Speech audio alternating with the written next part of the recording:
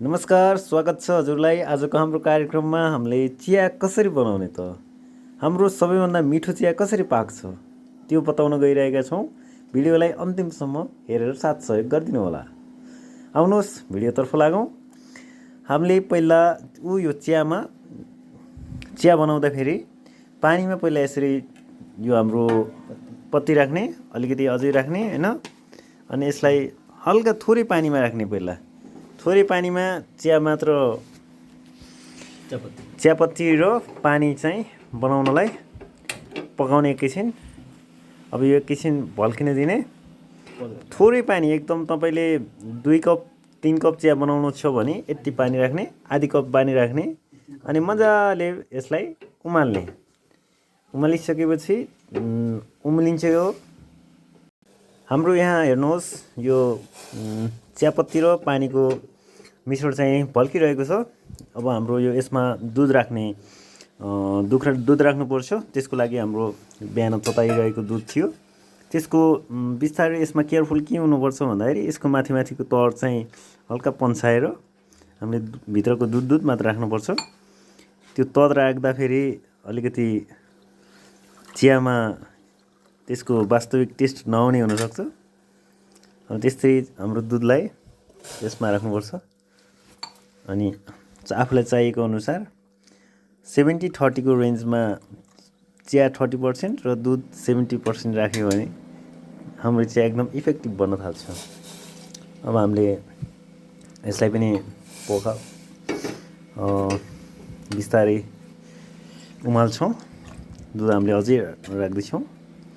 हामीले 3 कप चिया बनाउँदाखेरि यतिको गराउनुपर्छ।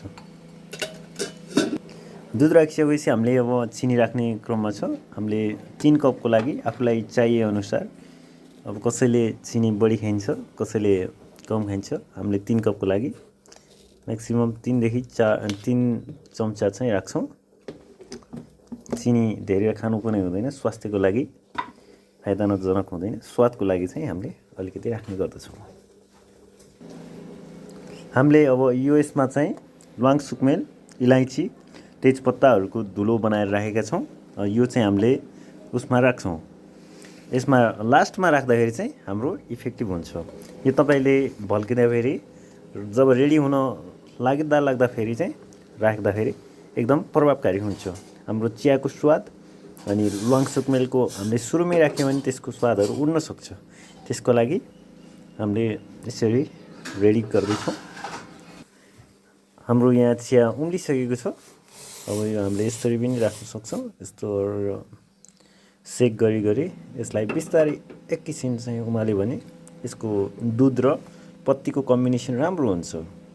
यसलाई अब हाम्रो यो रेडी भइसकेको छ। अब हामीले चियापत्तीको छान्नेको मद्दतले ग्लासमा राख्न सक्छौँ।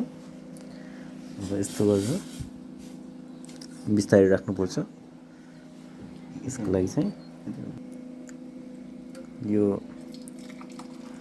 हामी रेडी भइसकेको छ।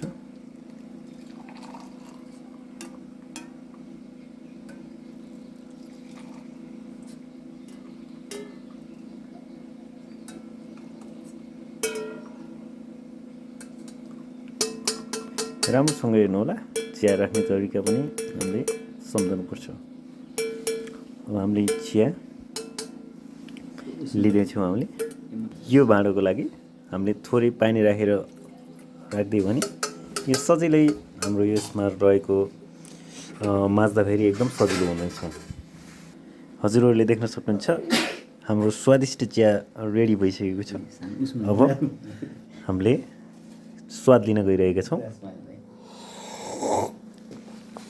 वाओ, दामी छ। Thank you for watching this. Keep touching with us. Thank you.